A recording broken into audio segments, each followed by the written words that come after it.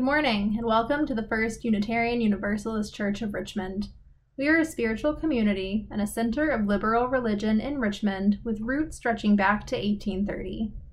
My name is Alex Gecker, and I serve on our board of directors. If you are a visitor here today, our congregation welcomes you, and we are very glad you are here. As a community, we are guided not by a creed, but by a covenant to uphold shared principles marked by love, respect, and justice. We welcome you to live these principles with us as you continue your spiritual journey. We welcome you with all of your diverse identities as a whole, multifaceted, and beloved person. If you are new, we invite you to check out our website, join our Facebook group, and reach out by email to membership@richmonduu.org. And to everyone here this morning, welcome to this Sunday service.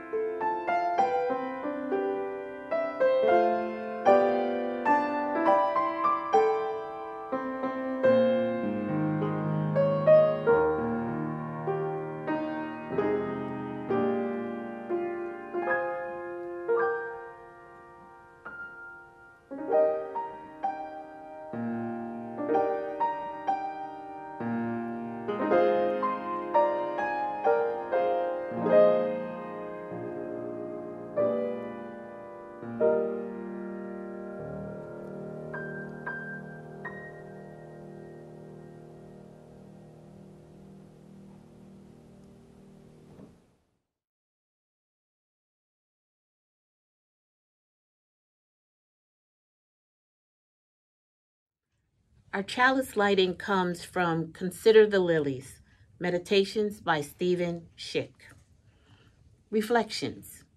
We have gathered bearing our presence, carrying our continents. Like mirrors we reflect. All we have suffered, all we have celebrated, and all we have collected from life before arriving here.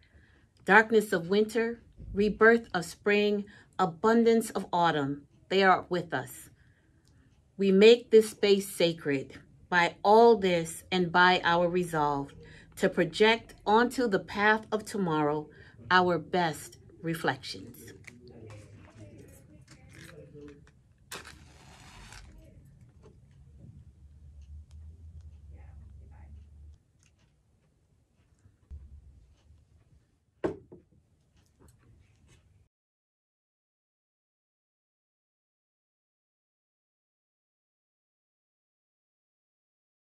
A few years ago, a movie came out called The Kids Are All Right. It was a story about how in parenting, we get nervous sometimes that the kids will be affected by everything we might do, or do wrong, or do right. We sometimes worry that children are these fragile little creatures who must be protected from everything, when in fact, we know that in life, they need to be resilient. Today I want to talk about the past year and what it's been like for children. And I want to talk about what it's been like for parents and grandparents and aunts, uncles, brothers, sisters, who've all tried to do their best. Well, even when we didn't do our best, we still did okay. Welcome to a time of worship in which we're going to celebrate the fact that the kids are all right.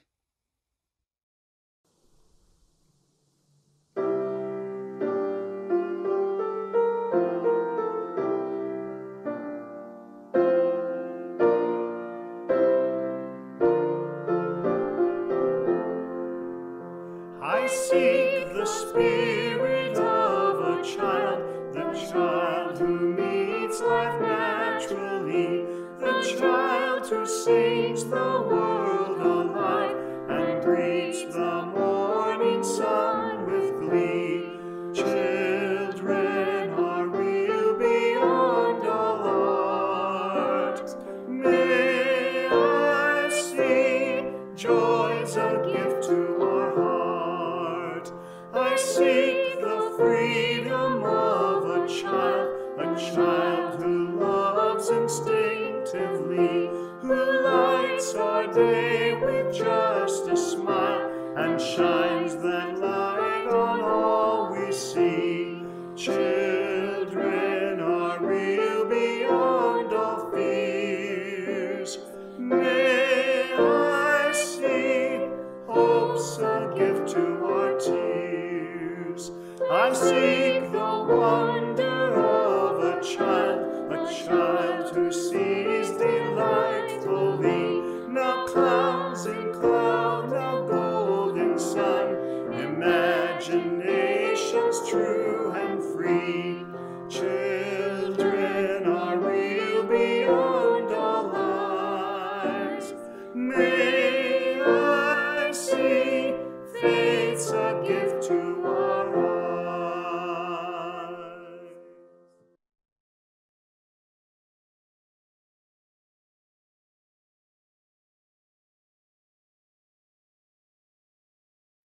Hi, everyone. This is a reading from For Praying Out Loud by L. Annie Foerster, and it's called A Litany of Faith and Hope.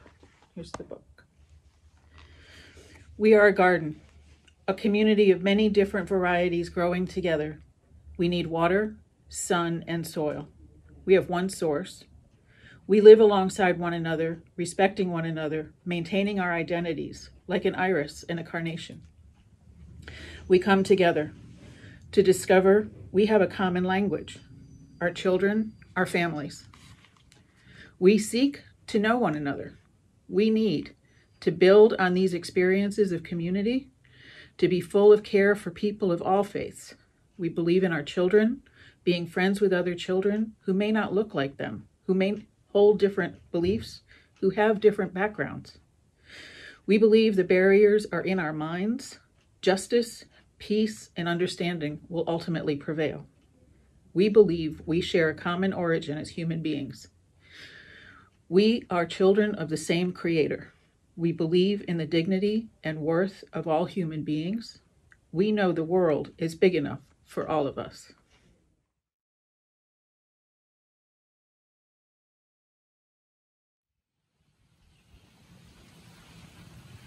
Please join me now for a time of reflection.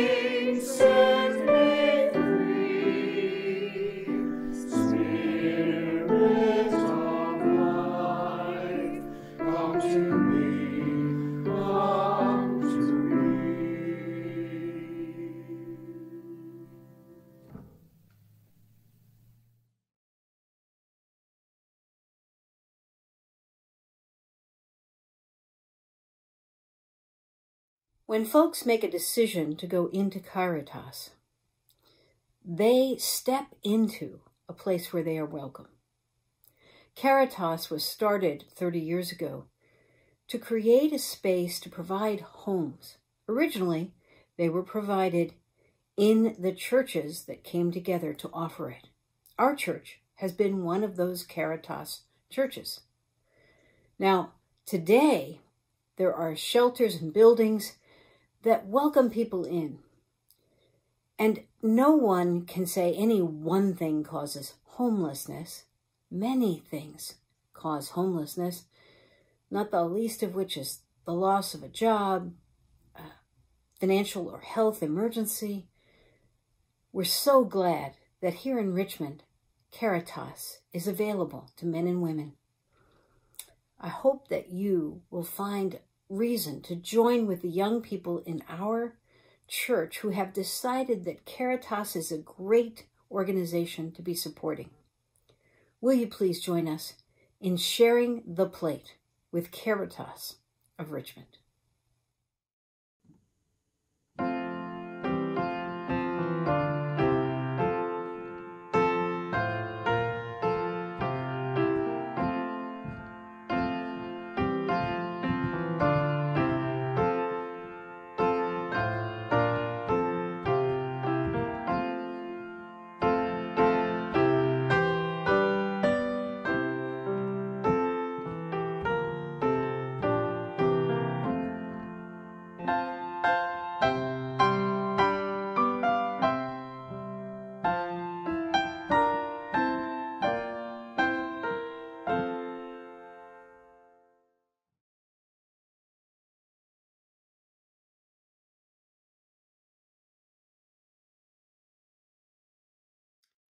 This year, during this COVID pandemic we've all been through, probably our biggest consideration, our most important thought has been for the children. Whether they're our children or our friends or our families, they are the most important concern we've had many times as we've gone through this year. As schools closed down, as daycare and options for daycare completely shut down, when no one knew what exactly to do, or it seemed the people didn't know, we struggled. We didn't exactly know what we should be busy about, but we were always worried about protecting the children, the kids. I hope you don't mind if I use that term sometimes. Believe me, it's benevolent. Now, these children, they have been through something that will be important to them for the rest of their lives. When they're older people, they'll be telling the story of the great pandemic, much as other generations have told similar tales. And there's nothing wrong with that. You see, for a long time, we had been gaining ground on illness. We had figured out a lot of public health issues. As a people in the world, we were making progress on feeding the world and keeping sanitation standards growing higher and higher. So much so that particularly in the Western world, we were fooled into thinking it would never matter. How many of us in past years would see a lot of Asian travelers always wearing masks, and we thought, how excessive. Well, it turns out they knew something we didn't. They had been exposed to the risk of SARS, and they had really seen the risks of SARS, whereas sometimes in the Western world we'd become completely complacent, so complacent that we reduced our own protections. We didn't fund what we needed. And when the pandemic hit, the first panic for many, many of us were our grandchildren, our children, our nieces, nephews. What would happen to them? I wanted to speak today because the kids are all right. And I want to examine why that is. and what we as adults might learn from that. For example, kids tend to reflect on things even when they don't share it with adults. Sometimes they have a sense that if they share their questions with adults, they'll get the wrong kind of answers. They wonder why things are the way they are. They wonder why people get afraid of things. Sometimes they're feeling afraid and they don't want to admit it, and sometimes they pretend they're afraid so they won't have to do something they don't like. That's part of being a kid. But within it all, there's a space for spiritual inquiry that these kids are having. It doesn't matter what your theology is. It's good to ask life's biggest questions that we can imagine. And as we grow up, our questions get bigger and bigger and bigger. In this difficult time, the first question was, what's COVID? Why is everybody getting sick? How come we have to wear masks? And all the other age-appropriate statements, because change was coming our way. But then they noticed everyone was doing it, and they learned to wash their hands more thoroughly and more often. They learned what the sanitizers were. They reached out and allowed themselves to be safe. They understood they had a role in being safe. And that's such a great lesson for kids. Sometimes when we overprotect our kids, when we never even allow them to get a skinned knee or a burnt fingertip, what happens is that the kids forget or never learn that sometimes hard times, difficult things will happen to them, and that they can still be all right. When we told them that they could be safe when they wash their hands and they're very careful and they stay at home, or when they go to school and they're isolated from one another, keeping safe distance, always making sure to have their mask on, get that mask up above that nose. They learned a lot about taking precautions and taking responsibility, more than we really understand. I think we will probably have in this generation of children a very responsible and serious group. One of the things that they saw was that adults at first didn't seem to know what to do, and there was anxiety and everything changed. And then they learned that when things change, they can get normal. They learned that they can be the focus of an adult's attention, and then they have to be quiet because mommy's on a phone call that's very important. They learned how much they can learn on their own and with adults and despite adults. Has anyone recently tried to teach a young child the new mathematical ways of understanding? And our teachers, our healthcare providers, all those people who tried so valiantly to change everything to make it the best it could possibly be, also found out that, you know what? Kids can learn despite a lot of change, and even imperfectness, they can adapt. I know a lot of people are concerned that this group of young children will fall behind. Behind what? Behind children who don't know that hard times can come and that people can pull together? Whew, that ain't behind in my book. And the other lessons that they had is that they miss their friends, that they'll be happy and appreciate their friends, their grandparents, their aunts, their uncles, vacation. These are things not to be taken for granted. And we can actually say, isn't it great that we're back, that we can do these things, that we can play team sports, that we can go to the pool. Isn't it great?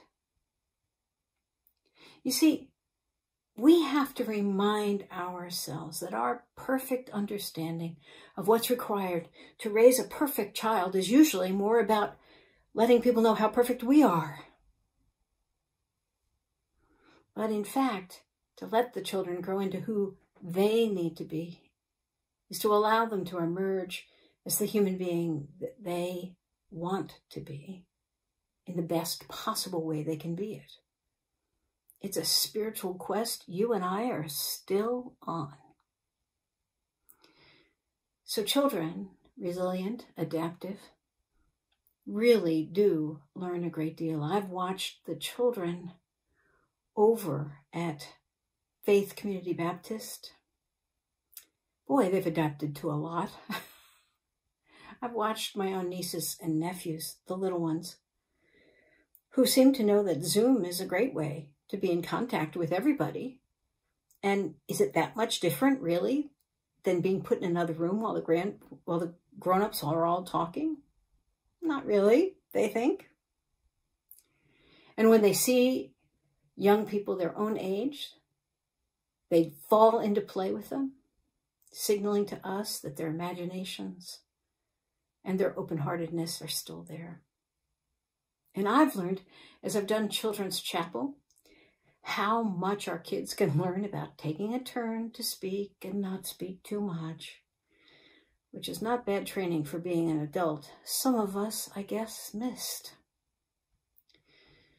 They also have brought their concerns forward. When we've talked about Black Lives Matter, they've asked why sometimes they don't. When we've talked about the earth, they've asked why grown-ups don't take more time to be nicer. They haven't yet asked us exactly and fully if we've ruined this planet. So we might have a little bit of time to avoid an answer we don't want to give. And even now, as we've talked about who is my neighbor, their sense of love and care for others, founded in the principles, comes through. And their joy at believing these things and trusting that we do too.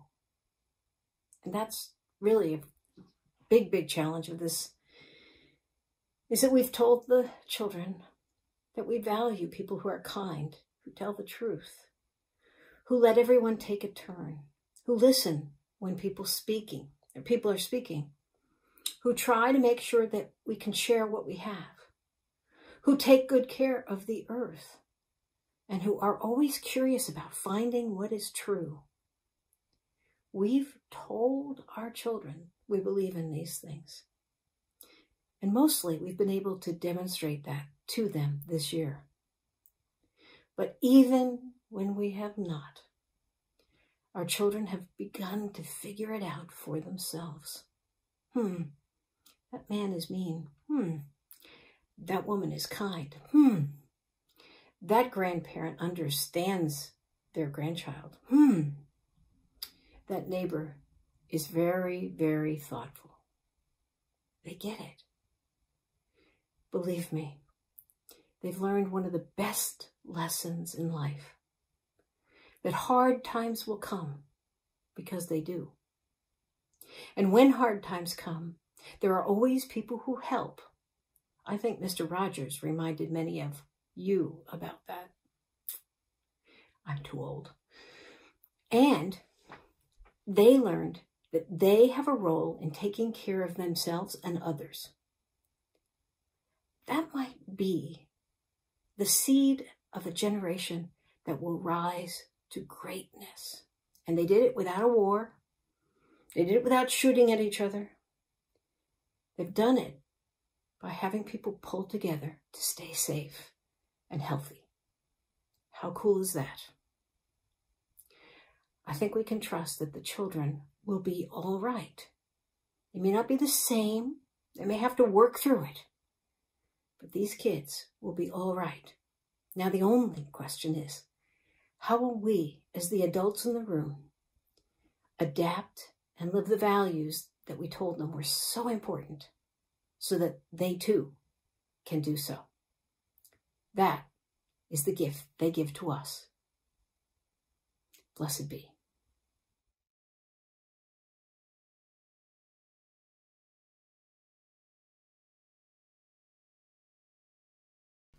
Oh, who are the people in your neighborhood? In your neighborhood, in your neighborhood. Oh, who are the people in your neighborhood? The people that you meet each postman always brings the mail. Through rain or snow or sleet or hail, he'll work and work the whole day through to get your letter safe to you. Oh, the postman is a person in your neighborhood, in your neighborhood, in your neighborhood. Oh, the postman is a person in your neighborhood, a person that you meet each day. Oh, the grocer sells the things you eat, like cereal and meat. Whatever food you're looking for, you're sure to find it in her store. 'Cause the grocer is a person in your neighborhood, in your neighborhood, in the neighborhood. The grocer is a person in your neighborhood. They're a person that you meet when you're walking down the street. They're a person that you meet each day.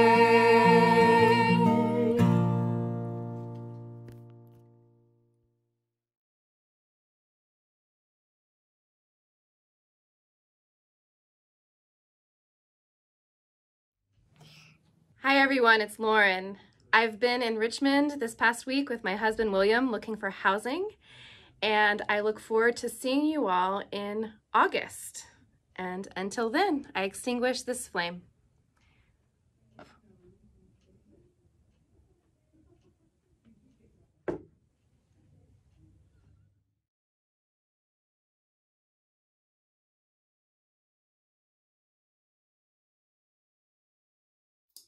Children are resilient. They do amazingly well with new circumstances, not always at first, but if we tell them that they can do it, it helps them so much, even when sometimes they don't want to listen. The kids are all right. They're going to be a generation of children who remember something very challenging that they endured, and they succeeded, and they watched everyone who helped. May this be a great week for all our families, for everyone as we approach Father's Day. May it be a celebration, and may we also as a community compliment one another on the fact that we're here, and those kids, they're all right.